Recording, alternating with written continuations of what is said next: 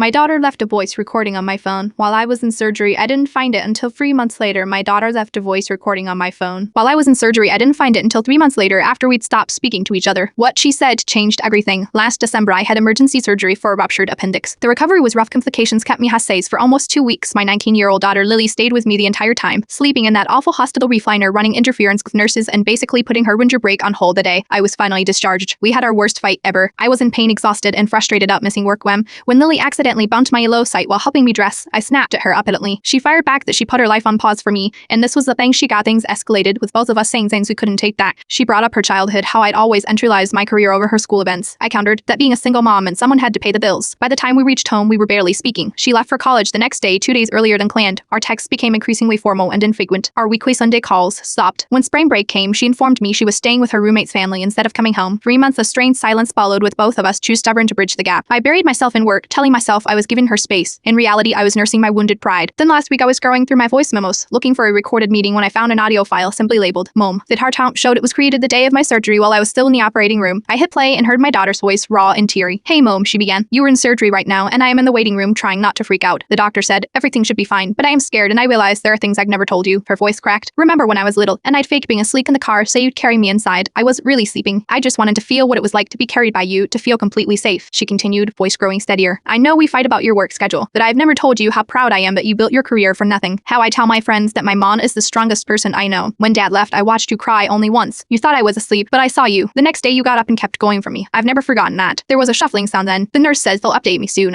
If something happens, I needed there to be a record somewhere. That I know how hard you've tried. That even when I act like I don't understand, I do. I love you. Mom, please be okay. The recording ended. I sat frozen, tears streaming down my face, realizing my daughter had been carrying all these thoughts while I'd been carrying my resentment. I called her immediately, not caring that it was midnight on a Tuesday. When she answered, sleepy and confused, all I could say was, "I found your voice memo." There was a long pause, then a soft, "Oh, Lily, I am so sorry," I whispered. "Me too," she whispered back. We talked until sunrise. Really talked about her childhood, my failings, her fears, my regrets, about how we're so alike that we hurt each other in exactly the right ways. She's coming home this weekend. I'd taken Friday off work, my first personal day in years. Sometimes the words we need most are the ones spoken when we think no one is listening, and sometimes healing starts with pressing play on the truth we've been too afraid to hear.